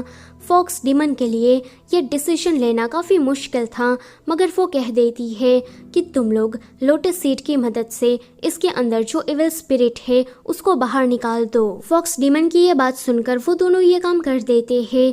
उस इविल स्पिरिट के जाने के बाद वो काफ़ी ज़्यादा बुरा दिखने लगा था, जल्दी ही उसकी मौत होने वाली थी। वो मरने से पहले कहता है कि फॉक्स डीमन तुम इमोशनल थी और मैं तुमसे बहुत ही ज़्यादा प्यार करता था। तुम्हारे साथ जिंदगी भर रहने के लिए मैंने अमृतत्व को पाने की कोशिश की, लेकिन उस इमोर्टल फॉर्मेशन को बनाने में थोड़ी गड़बड़ हो गई और इविल स्पिरिट ने मेरी बॉडी में कब्जा कर लिया। फॉक्स डीमन ये सुनकर रोने लगी थी कि वो कहता है कि मेरी लालच ने ही मुझे ऐसा हैवान बना दिया था। मेरे मरने के बाद तुम अपनी जिंदगी अच्छे से जीना। उसकी मौत ने तो वहाँ खड़े सभी लोगों को काफ़ी इमोशनल कर दिया था। फॉक्स डीमन अपने लवर के मरने के बाद बहुत ही ज़्यादा अकेली पड़ गई थी। अब उसका इस दुनिया में कोई नहीं था। तान तान उसे अकेला और दुखी देख ऑफर करती है कि अगर वो चाहे तो उन लोगों के साथ रह सकती है। कि फॉक्स डीमन मान जाती है। आगे ये लोग जंगल में ही किसी कॉटेज में रुके हुए थे कि तान तान हिम्मत करके मुबाई को बता देती है कि मैं तुम्हें पसंद करती हूँ। मुबाई उसकी ये बात सुनकर चिपक गया था कि वो सोचती है कि ये शॉक्ड है, कंफ्यूज है, या फिर आई लव यू सुनकर डर गया है। वो कहता है कि देखो तान तान, हम लोग यहाँ पर लोटस सीड को ढूंढने आए हैं, हम लोग अभी बीच मिशन में है, तो तुम ये सारी बातें मत करो। तान तान फॉक्स डीमन और कबूतर के पास आकर उसे ये सारा इंसिडेंट बताती है कि उसने तो मिशन का बोलकर बात को टाल दिया। कबूतर कहती है कि मुझे तो लगता है कि सीनियर तुम्हें पसंद करते हैं, मगर वो ये बात एडमिट नहीं करना चाहते। फॉक्स डीमन कहती है कि लड़कियां कभी भी सामने से इजहार नहीं करती, तुम्हें ऐसा कुछ करना चाहिए था जिससे वो सामने से ही तुम्हें अपनी फीलिंग्स कन्फेस कर दे। तान तान को फॉक्स डीमन की बात सही लगती है। आगे वो उसे बाजार में ड्रिंक पिलाने के लिए ले गई थी। थोड़ी देर के बाद हम देखते हैं कि मुबाई तो बिल्कुल ठीक है, मगर तान तान बिल्कुल टुन्न हो गई है। वो कहती है कि मुबाई, मैं तुम्हें इतना ज्यादा पसंद करती हूँ, मगर तुम्हें ये बात दिखती क्यों नहीं। जब वो बेहोश हो जाती कि ये देखकर वो कहता है कि मैं तुम्हें काफ़ी पसंद करता हूँ, बहुत ही ज़्यादा, इतना ज़्यादा कि तुम सोच भी नहीं सकती। तुम्हें जब मैंने पहली बार देखा था तब मेरी हार्ट बीट इतनी ज़्यादा बढ़ गई थी कि उस वजह से मेरा ये माथे का निशान चमकने लगा था, और ऐसा इन 100 सालों में पहली बार हुआ था। मैं तुमसे प्यार तो करता हूँ, मगर मैं तुम्हें ये बात कभी बताऊँगा नहीं, क्योंकि मेरे ऊपर एक श्राप लगा है और मैं नहीं चाहता कि उस श्राप के चपेटे में तुम भी आ जाओ। तान तान उठकर फटक से उसे किस कर देती है। वो कहती है कि मैंने तुम्हारी सारी बातें सुन ली, अब मैं पीछे नहीं हटने वाली। एंड जहाँ तक उस श्राप की बात है तो उसका कोई ना कोई तोड़ हम जरूर ढूंढ निकालेंगे। ये सुनकर मोबाई भी थोड़ा खुश हो जाता है एंड वापस से उसे किस करता है। अगले दिन तान तान अपने रिलेशन के बारे में इन सभी को बता देती है। वहाँ पर चियू के अलावा सभी लोग उसके लिए काफी खुश होते हैं। अगले सीन में ये सभी लोग वापस शहर आ गए थे, जहाँ पर लियान वैन जैसी ही दिखने वाली एक लड़की लियान रोंग इन दोनों के सामने आती है। वो इस होटल की मालकिन थी। उसे देखकर मोबाई को लगता है कि शायद ये लड़की लियान वैन है, इसलिए वो उसे बात करने लगा था। यहाँ पर मोबाई ने लियान रोंग के साथ बात करने में तान तान को फुली इग्नोर किया था, जो बात उसे बहुत ही ज्यादा बुरी लग जाती है। आगे रात में लियान रोंग ने अकेले में मोबाई को मिलने के लिए बुलाया था, जहाँ पर वो लियान वैन की ही तरह एक्ट कर रही थी। मोबाई जानता था कि ये लड़की लियान वैन नहीं बल्कि कोई बहरूपिया है। वो उसका पर्दाफाश करने के लिए ही उसके पास आया था। जैसे ही वो लियान वैन बनकर उसे हक करती कि वहाँ पर चियू तान तान को लेकर आ जाता है। ये नजारा देखकर तान तान को यहाँ पर ऐसा लगता है कि लियान वैन के आते ही मोबाई ने उसे भुला दिया। वो उसे इसीलिए पसंद करता था क्योंकि उसका चेहरा बिल्कुल लियान वैन जैसा दिखता था। यहाँ पर उसका तो काफी बुरी तरीके से दिल टूट जाता है। वहीं मोबाई ने उस बहरूपिया को एक्सपोज कर दिया था, मगर वो उसे पकड़ पाता कि वो वहाँ से भाग जाती है। फिर हमें पता लगता है कि उस बहरूपिया को तो चियू ने हायर किया था ताकि वो मोबाई और तान तान के बीच में दरार पैदा कर सके। यहाँ पर हमें एक और बात पता लगती है कि चियू डीमन लॉर्ड के साथ मिलकर काम कर रहा है। जहाँ तक इस बहरूपिया की बात है तो मोबाई के सामने वो एक्सपोज हो गई थी, इसलिए चियू उसे मारकर यहाँ से भगा देता है कि तुम किसी भी काम की नहीं। तान तान अपने कमरे में आकर काफी ज्यादा रो रही थी कि ये दोनों उसे पूछती है कि तुम्हें क्या हुआ। वो कहती है कि मोबाई मुझे पसंद नहीं करता, मेरा चेहरा लियान वैन जैसा था इसीलिए वो मेरे साथ था। अब लियान वैन वापस आ गई है इसीलिए वो मुझे छोड़कर उसके पास चला गया। जब वो उसे मिलने आता कि तान तान उसे ब्रेकअप कर लेती है। उसके बाद वो बहुत ही ज्यादा ड्रिंक कर रही थी। वहीं मोबाई भी कुछ ऐसा ही कर रहा था। वो इन दोनों से कहता है कि मैंने गलती की जिस वजह से तान तान मुझे छोड़कर चली गई है। प्लीज आप लोग मुझे ऐसा कुछ बताइए ताकि मैं तान तान का भरोसा वापस से जीत सकूं। मैं उसे ठीक से एक्सप्लेन करना चाहता हूँ कि मैं उसे कितना ज्यादा प्यार करता हूँ। तभी ही वो बेहोश हो जाता है एंड अगले दिन जब उसे होश आता कि वहाँ से सारे लोग जा चुके थे, वो जल्दी से वहाँ से निकलकर उनके पीछे आता है, जहाँ पर वो तान तान को मनाने की काफी कोशिश कर रहा था। वो उसे बताना चाहता था कि उसे पहले से ही पता था कि लियान रोंग कोई बहरूपिया है, वो लियान वैन नहीं है। वो तो बस उसे एक्सपोज करने के लिए उसके पास गया था, लेकिन तान तान उसकी बात सुनती ही नहीं। अभी वो लोग 5वें लोटस सीट को ढूंढने गए थे, जहाँ पर किसी गद्दे की स्पिरिट के पास से उनको 5वां लोटस सीट भी मिल जाता है। और इसी दौरान मोबाई ने तान तान को भी मना लिया था। वो दोबारा उसे माफी मांगता है कि उसे अपने प्लान के बारे में तान तान को पहले से ही बता देना चाहिए था। अगर वो बता देता तो कोई गलतफहमी क्रिएट होती ही ना और ना ही उनका ब्रेकअप होता। उसके बाद वो कहता है कि पहले वो लियान वैन को पसंद करता था, मगर अभी उसके दिल में सिर्फ और सिर्फ तान तान है। आगे ये सभी लोग उन सारे लोटस सीट को लेकर चिंगयुआन सेक्ट में आ जाते हैं। मेंढक बताता है कि मोबाई के माथे पर जो कर्स का निशान है, अगर वो पूरी तरीके से ग्रो हो गया तो वो एक डीमन बन जाएगा। मास्टर पूछते हैं कि इस कर्स के बारे में तुम्हें कैसे पता। मेंढक कहता है कि मैं उम्र में तुमसे बड़ा हूँ, मैं पिछले 5000 सालों से जिंदा हूँ, इसलिए मुझे इस कर्स के बारे में पता है। मास्टर कहते हैं कि मोबाई तो इस दुनिया का सबसे बेस्ट कल्टीवेटर में से एक है, तो सोचो अगर वो डीमन बन गया तो फिर वो कितना ज्यादा खतरनाक होगा। वो भगवान से प्रार्थना करने लगते हैं कि प्लीज आप उन दोनों को मिलने मत दीजिएगा, मगर तभी ही ये दोनों हाथ में हाथ मिलाए हुए मास्टर की तरफ आ रहे थे, जिसे देख उसे एक झटका लगता है एंड वो वहीं पर ही बेहोश हो जाते हैं। आगे इन लोगों ने कुछ दिनों के लिए चिंगयुआन सेक्ट में ही रहने का फैसला किया था, जहां पर मोबाई तान तान को शादी के लिए प्रपोज करना चाहता था, मगर वो चाह पाता उससे पहले ही मास्टर उसे रोक कर कहते हैं कि तान तान के लिए तुम्हारा प्यार दिन पर दिन बढ़ता जा रहा है, जो कि एक खतरे की घंटी है। अगर तुम्हारा ये कर्ज का निशान पूरी तरीके से ग्रो हो गया तो तुम डीमन बन जाओगे। इसीलिए अभी से ही तुम तान तान को अवॉइड करना शुरू करो, वरना तुम इस दुनिया के लिए खतरा साबित हो सकते हो। दूसरी तरफ तान तान इतनी सारी अच्छी तैयारियों को देखकर काफी एक्साइटेड हो जाती है कि आज तो मोबाई मुझे प्रपोज करने वाला है। उसे देखकर सभी लोग कहते हैं कि आज तो ये बहुत ही ज्यादा खुश है। तान तान मोबाई का काफी देर तक इंतजार करती है, मगर वो उसे मिलने आता ही नहीं, जिसे देख वो वहाँ से जा रही थी कि तभी ही वहाँ पर बारिश होना शुरू हो जाती है। वो जल्दी से वापस आकर इन सारी चीज़ों को भीगने से बचाती है, क्योंकि उसे अभी भी थोड़ी उम्मीद थी कि मोबाई जरूर किसी काम में फंस गया होगा एंड वो मेरे पास आता ही होगा। मोबाई दूर खड़ा उसे देख रहा था एंड उसे काफी दुख होता है कि वो इसमें कुछ भी नहीं कर सकता। जब वो बेहोश हो जाती कि मोबाई उसे उठाकर वापस उसके रूम में लेकर आता है, जहां पर वो उसका बुखार उतारने के लिए माथे पर पट्टियां लगा रहा था। मास्टर बताते हैं कि अगर तुमने 7 पंखुड़ी वाला कमल वापस से बना लिया तो उसकी शक्तियों से तुम इस कर्ज को मिटा सकते हो। मोबाई कहता है कि मैं बाकी बचे 2 लोटस सीड को ढूंढने इंसानी दुनिया में जा रहा हूँ। फिर वो अपने मन में कहता है कि तान तान तुम मेरा इंतज़ार करना, जैसे ही मेरा ये कर्ज हटेगा फिर मैं हमेशा ही तुम्हारे साथ रहूँगा।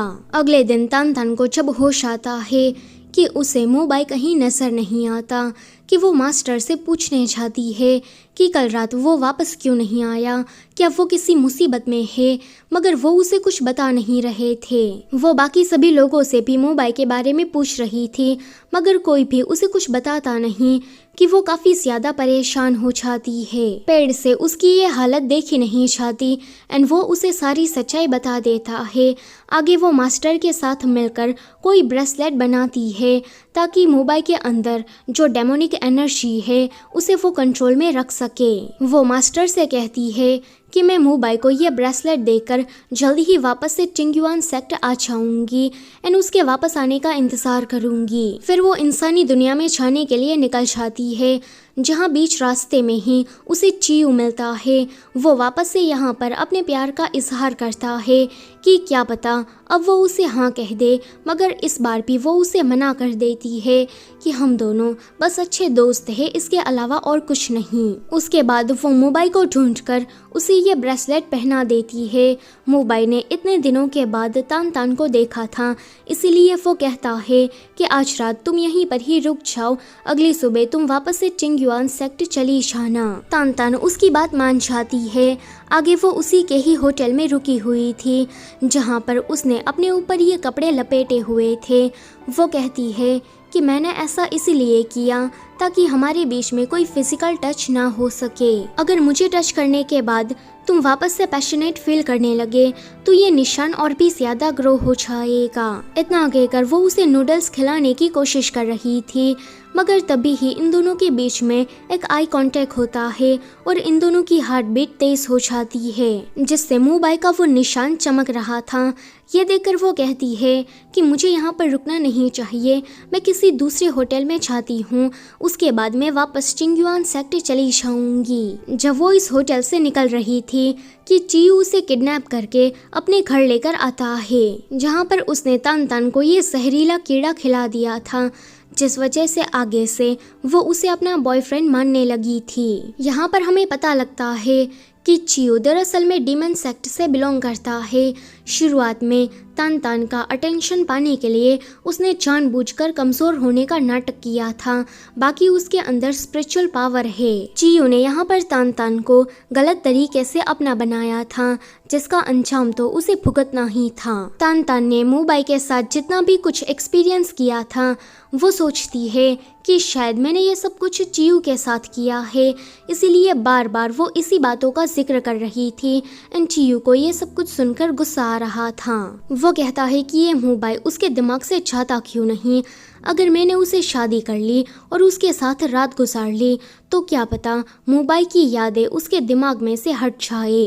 अगले दिन इनकी शादी थी तो दूसरी तरफ चिंगयुआन सेक्टर से ये लोग तान तान को ढूंढते हुए आ गए थे कि इतने दिन हो गए वो वापस नहीं आई। इनकी शादी में कोई भी रिचुअल पूरा हो पाता कि तभी ही वहाँ पर ये सभी लोग तान तान को बचाने आ जाते हैं। मोबाइल चियू को अच्छा खासा पीटने के बाद तान तान को वहाँ से लेकर चला जाता है, मगर अभी भी उसकी बॉडी के अंदर वो लव पॉइजन का कीड़ा था। मेंढक उसे उस कीड़े को निकालने का तरीका बताता है। मोबाइल बिल्कुल वैसे ही करता है और उस कीड़े को बाहर निकालता है। आगे तान तान को जब होश आता कि वो मोबाइल से माफ़ी मांगती है कि चियू ने मेरे साथ कुछ गड़बड़ कर दी थी जिस वजह से मैं उसके साथ थी, तुम मुझ पर गुस्सा तो नहीं होना। कि वो मना करता है कि मैं तुम पर गुस्सा नहीं हूँ। आगे ये दोनों साथ में ही लोटस सीड की खोज में निकल गए थे। इन लोगों का ये प्लान था कि जल्दी जल्दी से लोटस सीड को खोजकर 7 पंखुड़ी वाला कमल बनाकर इस कर्ज को मिटा दे। कि तभी ही बीच रास्ते में इनको लियान वेन की बहन फेंग बाओ मिलती है, जो तान तान को देखकर समझ जाती है कि ये उसकी बहन का पुनर्जन्म है। वो इन लोगों से कहती है कि मेरे सेक्टर में एक लोटस सीड है जो कि मैं तुम्हें दे दूंगी। इतना कहकर वो इन दोनों को अपने यहाँ लेकर आती है। तान तान तो इस जगह को देखने में बिजी थी कि फेंग बाओ उसे साइड में ले जाकर कहती है कि मैं लियान वेन की बहन हूँ और मुझे पता है कि तुम ही नहीं मेरी बहन को मारा था। क्या उसका बस यही कारण था कि वो एक लोटस की स्पिरिट थी और तुम एक कल्टीवेटर? मोबाइल कहता है कि ऐसा नहीं है, उसकी मौत किसी गलत फहमी की वजह से हुई थी, मैंने उसे नहीं मारा। लेकिन फेंग बाओ तो कुछ सुनने को तैयार नहीं थी। वो उसे लियान वेन के कब्र के पास लेकर आती है और उसे ढेर सारी बातें सुनाने के बाद वहाँ से चली जाती है। मोबाइल उसकी कब्र को देखकर कहता है कि प्लीज मुझे माफ कर देना कि उस दिन मैंने तुम्हें जल्दी डिफेंड नहीं किया। तभी ही उसका ध्यान छोटे से बक्से पर जाता है जिसके अंदर लोटस सीड था। वो जैसे ही उसे बाहर निकालता कि वो जगह हिलने लगती है और लियान वेन के फादर की आत्मा उसके सामने आती है। वो बताते हैं कि काफी सालों पहले डीमन सेक्ट वाले हम पर हमला करके हमारे लोगों को काफी मारा करते थे, जिसे देख लियान वेन चिंगयुआन सेक्ट में आई ताकि 7 पंखुड़ी वाले कमल के जरिए वो यहाँ पर सेफ्टी बैरियर बना सके। लेकिन तुमने मेरी बेटी को मार दिया। कि वो कहता है कि मैंने उसे नहीं मारा है। शादी के एक दिन पहले ही लियान वेन ने मुझे बता दिया था कि वो एक लोटस की स्पिरिट है। मुझे इस बात से कोई आपत्ति नहीं थी क्योंकि मैं उसे बहुत ही ज्यादा प्यार करता था। जिस दिन हमारी शादी होने वाली थी कि उसी दिन 7 पंखुड़ी वाला कमल कहीं गायब हो गया। सेक्ट के सारे बड़े बड़े लोग लियान वेन पर ही इल्जाम लगा रहे थे कि उस कमल की चोरी इसी ने ही की होगी। ऊपर से इसने इतना बड़ा झूठ भी बोला कि वो एक कल्टीवेटर है जबकि वो तो एक लोटस की स्पिरिट है। मोबाइल अभी काफी गहरी सोच में डूबा था कि वो कमल इस तरह से गायब कैसे हो सकता है। क्या वो नष्ट हो गया या फिर उसको किसी ने जानबूझकर चुराया है? मुझे इन्वेस्टिगेशन करके पता लगाना होगा कि आखिर में मांजरा क्या है। ऐसे ही मैं लियान वेन को बेगुनाह साबित कर सकता हूँ। वहीं लियान वेन ये सोच रही थी कि मैं एक लोटस की स्पिरिट हूँ। ये बात तो मैंने सिर्फ और सिर्फ मोबाइल को ही बताई थी, फिर ये बात इन सभी को कैसे पता चली? पक्का मोबाइल ने ही सभी को बताया होगा। अभी ये सारे लोग लियान वेन को चोर कह के उसकी काफ़ी बेइज्जती कर रहे थे। वो कहती है कि मेरा लवर होने के नाते इसे तो मुझे डिफेंड करना चाहिए, मगर ये तो कुछ बोल ही नहीं रहा। तभी ही उनमें से एक बंदा लियान वेन पर हमला करने आता है कि ये तो बहुत ही बड़ी चोरनी है। मोबाइल जैसे ही उसे मारने चाहता कि लियान वेन बीच में आ जाती है और वो तलवार उसे लग जाती है। लियान वेन मरने से पहले कहती है कि तुमने मुझ पर भरोसा नहीं किया जबकि मैं तुम्हें इतना ज्यादा पसंद करती थी। मरते मरते वो उसे श्राप देती है कि जब तुम 5 बार एक्सट्रीमली प्यार की फीलिंग्स को महसूस करोगे तब एक बहुत ही बड़ी मुसीबत आएगी। फादर उसकी ये कहानी सुनकर उसे समझने की कोशिश करते हैं एंड फिर कहते हैं कि तुम इस लोटस सीड को ले जा सकते हो। अब एक आखिरी लोटस सीड ढूंढना बाकी था कि चियू इनके पास आकर कहता है कि मैंने जो किया वो काफी गलत था, इसका मुझे काफी पछतावा भी है। इस पछतावे को कम करने के लिए मैंने ये लोटस सीड ढूंढ निकाला है, इसको तुम अपने साथ ले जा सकते हो। आगे ये दोनों चिंगयुआन सेक्ट वापस आ गए थे, जहाँ तान तान कहती है कि मास्टर मैं वापस आ गई।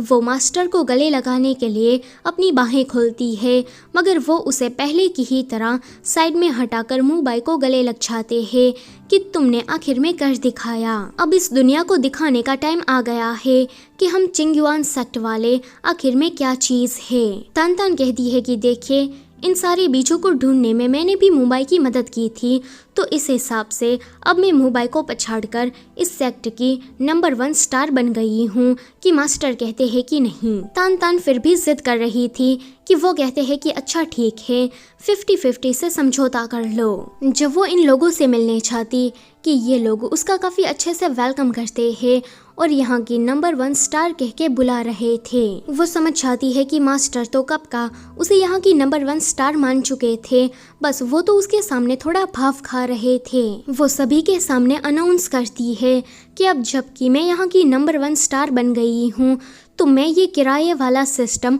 हटा रही हूँ। अब से यहाँ पर सभी लोग फ्री में रहेंगे। ये सुनकर सभी लोग काफ़ी खुश हो जाते हैं एंड फिर मिलकर पार्टी करते हैं। वहीं मुबाई और मास्टर दोनों उस 7 बीजों को लेकर 7 पंखुड़ी वाले कमल को वापस से उगाने की कोशिश कर रहे थे, मगर इसका कोई भी फायदा नहीं होता, वो कमल नहीं उगता। ये सभी लोग तो काफ़ी परेशान हो जाते हैं। मुबाई कहता है कि मैं तान तान से शादी करने के बाद उसे हमेशा हमेशा के लिए अलग हो जाऊंगा। अगर हम दोनों एक दूसरे से नहीं मिले तो ये निशान पर भी कोई इफेक्ट नहीं पड़ेगा और ना ही मैं डीमन में तब्दील होऊंगा। अगले दिन इनकी शादी होने जा रही थी कि शादी वाले दिन ही डीमन सेक्ट के लोग उस पर हमला कर देते हैं, क्योंकि अगर मुबाई डीमन बना तो सबसे ज्यादा फायदा तो इन डीमन सेक्ट वालों को ही होगा। इसीलिए अभी ये सभी लोग उसे पकड़ने आए थे। इसी लड़ाई के बीच में मुबाई का वो निशान पूरी तरीके से ग्रो हो जाता है एंड वो डीमन में तब्दील हो जाता है। डीमन बनते ही उसने सारे डीमन सेक्ट के लोगों को मार दिया था, इवन डीमन लॉर्ड को भी। फिर वो तान तान को भी मारने वाला था कि तभी ही मुबाई उसकी बॉडी में वापस से कंट्रोल हासिल करता है। वो इन सभी लोगों से कहता है कि तुम सभी लोग मुझे मार दो, वरना वापस से कंट्रोल डीमन के हाथ में चला गया तो मैं सभी को खत्म कर दूंगा। लेकिन तभी ही तान तान उसे लेकर उस तालाब में कूद जाती है जिसके अंदर ये पूरा लोटस रम बसा हुआ था। इसको लियान वेन ने बनाया था और ये लियान वेन की फेवरेट जगह थी, जिसके बारे में उसने सिर्फ और सिर्फ मुबाई को ही बताया था। तान तान को इस जगह के बारे में इसीलिए पता था क्योंकि जब भी वो लोटस सीड को टच करती कि उसे लियान वेन की मेमोरीज दिखाई पड़ती थी। अब तान तान के अंदर एक लोटस की स्पिरिट थी, इसीलिए वो अपना सेक्रीफाइस करके इन 7 बीजों की मदद से उस 7 पंखुड़ी वाले कमल को वापस से उगाती है। वो गायब होने से पहले उसे कहती है कि मुबाई तुम मेरा 10,000 सालों तक इंतजार करना, मैं जरूर वापस आऊंगी। इतना कहकर वो उसके श्राप को भी मिटा देती है। मुबाई उसे गायब होते देखकर रोने लगता है एंड कहता है कि मैं जरूर तुम्हारे वापस आने का इंतजार करूंगा। फिर कहानी हमें 10,000 सालों के बाद की दिखाई जाती है, जहां मॉडर्न ज़माने में मुबाई किसी बड़ी सी कंपनी का मालिक था। वो अपनी कंपनी में ऐसी ही चीज़ें बनाता था जो पर्यावरण को नुकसान ना पहुंचाती हो। मुबाई तो काफ़ी फेमस भी था, ढेर सारे रिपोर्टर्स उसका इंटरव्यू लेने के लिए भगदड़ मचा रहे थे कि तभी ही उसकी टक्कर तान तान से होती है। वो उसे देखकर थोड़ा नर्वस हो गया था, इसलिए आगे आगे जाने लगता है कि तभी ही वो उसे सीनियर कह के बुलाती है एंड उसे रहा नहीं जाता एंड वो सभी के सामने तान तान को गले लगा लेता है। इसी के साथ ये ड्रामा यहीं पर ही खत्म होता है। वीडियो पसंद आई है तो उसे लाइक करना और चैनल को सब्सक्राइब करना मत भूलना। Thank you for watching.